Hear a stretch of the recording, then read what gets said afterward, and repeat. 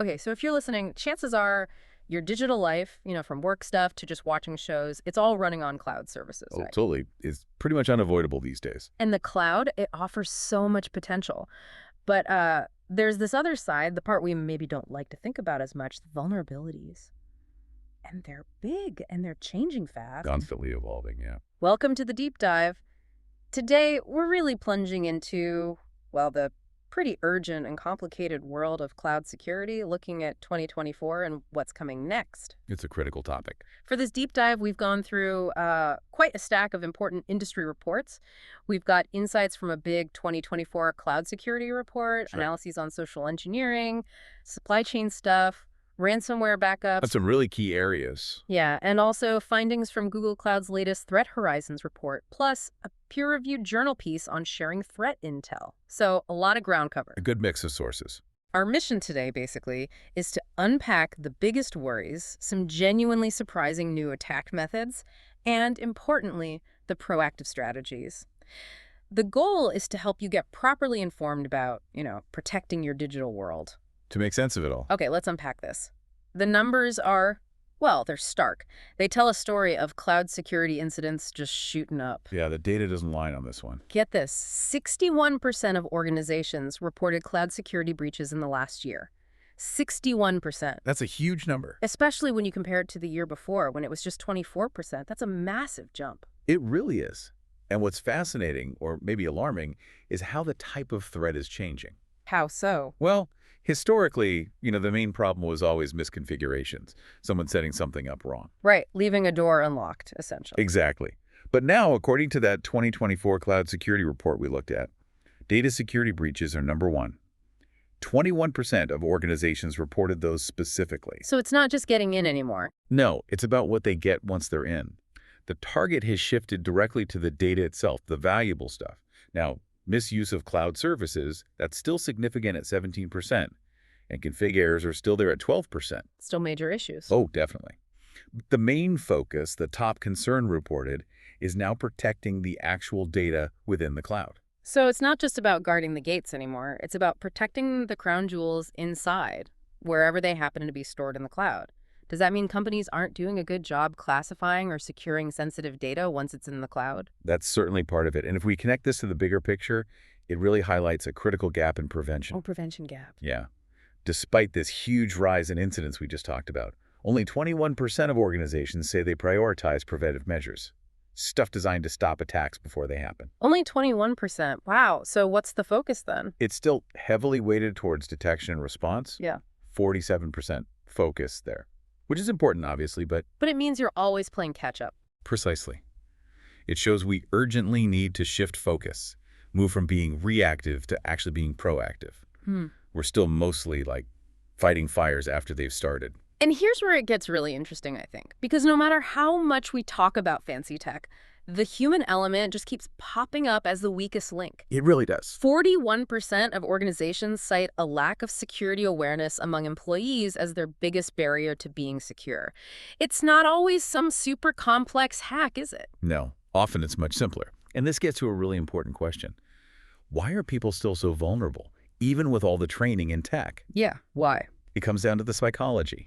Social engineering attacks are specifically designed to manipulate how we think, to trick us into doing things we normally wouldn't. Playing on trust or fear or urgency. Exactly.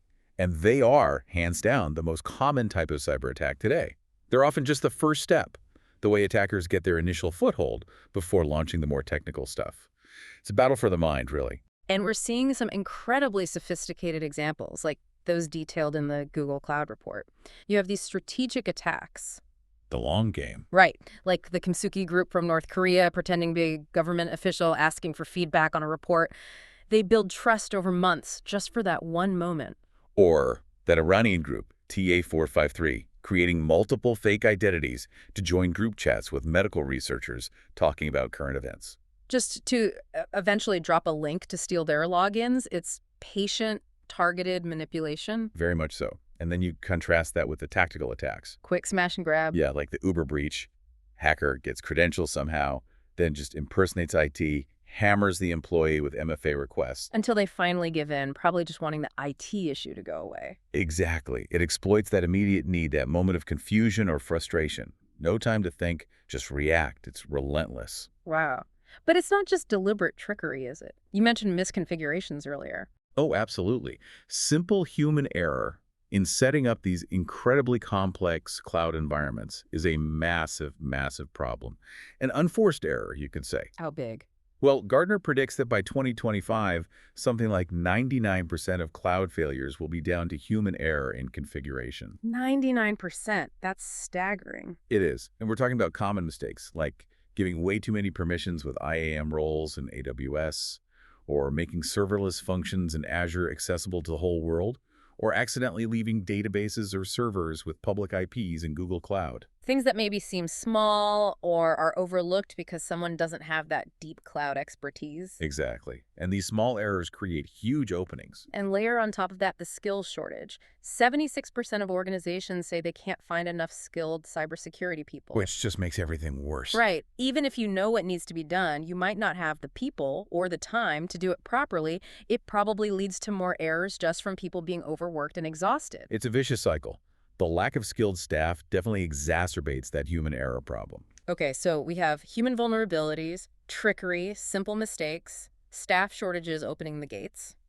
But attackers aren't always battering down the door, are they? Sometimes they're just strolling in, looking like normal traffic. Yeah, that brings us to this really interesting concept called living off trusted sites, or LOTS. Lots. Okay, what's that about? Well, what's really sneaky here is how attackers are increasingly abusing perfectly legitimate, everyday internet services, LIS they call them.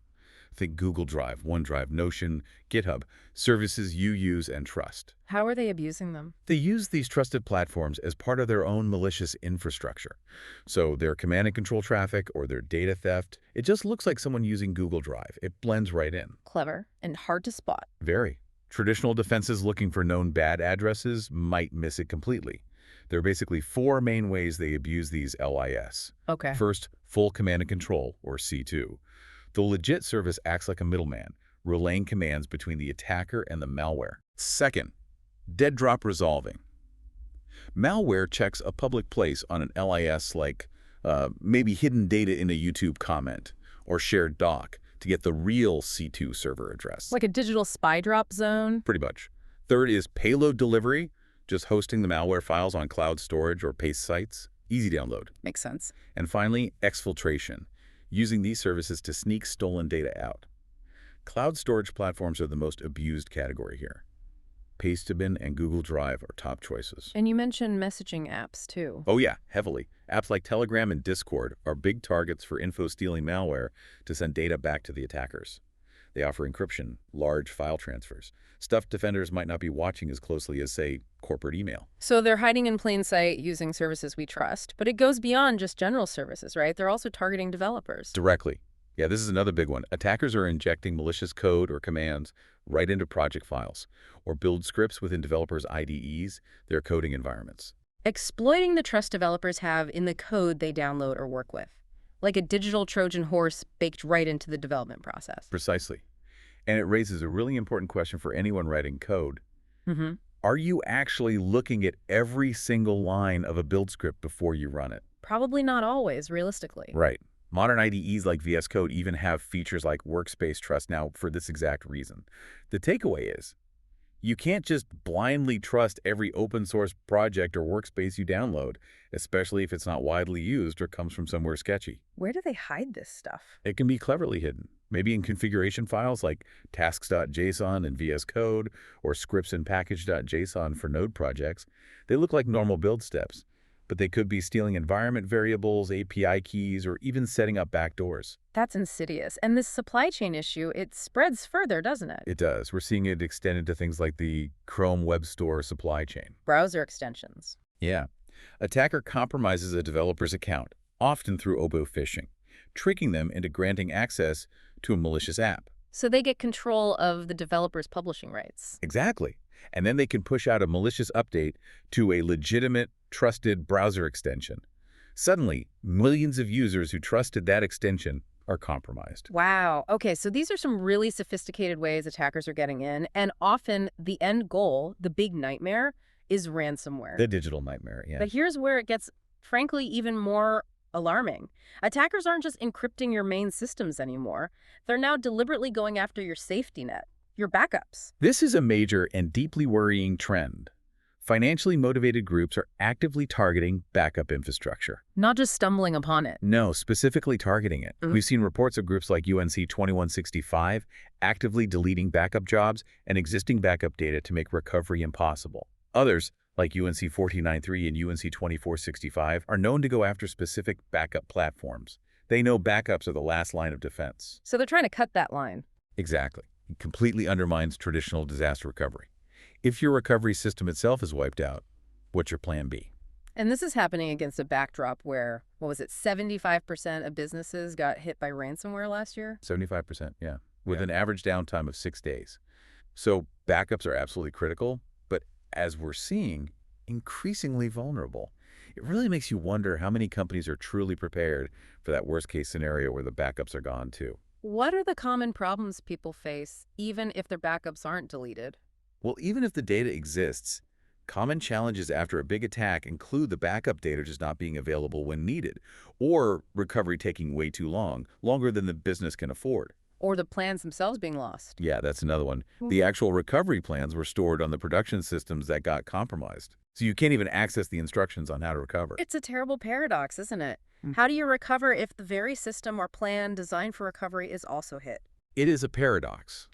And the answer emerging to tackle this is something called the Cloud Isolated Recovery Environment, or CIR. CIR. Okay, sounds robust. What is it? Think of it like the ultimate digital safe deposit box, but purpose-built for recovery within the cloud. A safe deposit box in the cloud. How does that work? It's designed to be completely self-contained, essentially air-gapped from your main production environment, even though it's still in the cloud. It has 3 core parts. Okay. First, an isolated data vault, or IDV. This uses immutable storage, meaning the backup stored there literally cannot be changed or deleted even by administrators for a set period. Truly tamper-proof. Exactly. Second, an isolated validation environment, or IVE. This is a clean space where you can actually restore your backups, scan them for malware, test them before they ever get reintroduced to your production network. So you don't accidentally restore the infection. Precisely. And third, there's a dedicated services layer that manages the isolation and security of this whole recovery environment. It uses cloud features like separate network segments, strict access controls, and things like immutable storage with versioning and locks. It's designed to be a fortress for your recovery capability. That sounds like a much more resilient approach. So, okay, we've covered escalating threats, tricky human factors, supply chain attacks, even backups being targeted. If things are getting this complex and dangerous, what does it all mean for you, the listener? How do we actually flip the script and move towards that prevention-first future? Well, it really has to start with acknowledging that talent shortage we talked about. The 76% gap. Yeah, since we simply don't have enough skilled people, we have to rely on smarter, more automated defenses. We need technology to augment our human teams. Which is probably why AI and cybersecurity is such a big focus now. Absolutely. That's why 91% of organizations say they're prioritizing AI in their security strategies.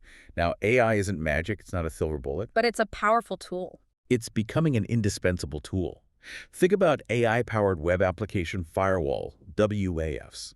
They can spot and block zero-day attacks, brand new threats that old signature-based systems would totally miss. Because they learn patterns, not just look for known bad stuff. Exactly. And we're also seeing the rise of these integrated platforms, like cloud-native application protection platforms, or CNAPPs. CNAPPs, what do they do? They aim to unify security across the whole cloud journey, from code to infrastructure to runtime, prevention, detection, response, all in one place. It's about shifting security earlier, shifting left into the development process itself. Making security part of building things, not just an add-on at the end. That's the goal. But there's a challenge many organizations face. Which is? Tool fragmentation, or sometimes called policy sprawl. Basically using too many different disconnected security tools, like 7 or more separate solutions is common. I can see how that would get complicated fast. Immensely. It creates complexity, blind spots, you get overwhelmed with alerts from different systems, alert fatigue, and your response time slows right down because you're trying to piece together information from all these different places. So consolidation is key. Definitely. Moving towards more integrated platforms that can share information and automate responses is strategically crucial. Okay, so for you listening, whether you're actually managing cloud systems or just trying to live safely online, what are the really critical takeaways? What can we actually do? Right, let's break it down into actionable advice. Hmm? First, foundational security. This is non-negotiable. Like what? Strong identity and access management, or IAM. Enforce the principle of least privilege, only give the minimum access needed. Use multi-factor authentication, MFA, everywhere possible, no excuses. And keep an eye out for stolen credentials. Proactively monitor for leaked credentials, yes. Your digital identity is the new perimeter. Protect it fiercely. Okay, foundational security first. What's next? Second, vigilance against social engineering. Since humans are the target, humans need to be the first line of defense. More training. Frequent, yes, but also engaging security awareness training. Make it relevant. And constant alertness. Be suspicious of unknown users or unexpected requests, especially if they're urgent or about sensitive topics. That's those tactical attacks we discussed. Exactly. Never click unverified links or open unexpected attachments, even if they look like they're from someone you trust or a service you use. Always cross-check through a different channel. Pick up the phone, send a separate message. Assume nothing is legitimate until verified. Got it. Assume nothing. Third, Secure your backups. Critically important, as we saw. Have a comprehensive disaster recovery plan. Don't just back up, know how you'll restore. And keep them safe. Store at least one copy of your critical backups off-site or offline, totally disconnected. Use multiple locations if possible for redundancy. And crucially, test your backups regularly. Run drills. Make sure you can actually restore from them effectively. because a backup you haven't tested is basically just hope, not a strategy. Good point. Okay, fourth. This one's for the tech folks. Yes, fourth, developer best practices. For anyone working with code, remember what we said. Never blindly trust external source code or build scripts. Review them carefully. Treat external code with suspicion. Healthy suspicion, yes. Use your CI/CD platform securely. Implement proper role-based access control there too. And if you develop browser extensions, opt in for things like Google's verified CRX upload. It adds that extra security layer for publishing updates, protecting against account takeover. Makes sense. Secure the whole pipeline. And finally, Finally, fifth, leverage smart technology. Push for that prevention-first mindset in your organization or even in your personal choices. Explore how AI-powered tools and integrated platforms like CNAPP can help reduce risk and cut down on that alert fatigue. don't just rely on detection after the fact. Right. And consider implementing what's sometimes called a triangle of detections, using network-based, file-based, and log-based security approaches together. That gives you broader coverage to catch threats trying different ways to hide. Wow. That was an incredibly packed deep dive into this very dynamic world of cloud security. We've really unpacked how threats aren't just increasing, they're getting seriously sophisticated. Yeah, from manipulating people psychologically. To weaponizing the everyday services we trust, and even going after the backup systems themselves. It's definitely clear that real cloud security needs a approach coming from multiple angles. You need the foundational security, you need that heightened human awareness, and you absolutely need tightly integrated proactive technology. These aren't just nice to haves anymore, are they? No, they're essential, absolutely essential for any organization, really any individual operating in the cloud today. So what does this all mean for you, listening right now? As you go about your digital life, just remember, your own vigilance, your own awareness is a really critical layer of defense. Every click matters. Yeah, so the next time you click a link or open a file or even just log into something, maybe take that extra second. Ask yourself, am I being part of the solution here? Or could I be an unwitting step in some attacker's complex plan? It's a question worth asking. And that leads us to our final thought for you to chew on. As cloud technology keeps innovating at this incredible pace, can our defense strategies realistically keep up? Can we consistently stay ahead of the ingenuity of those looking to exploit this digital frontier? Or are we just stuck in an endless race with no actual finish line?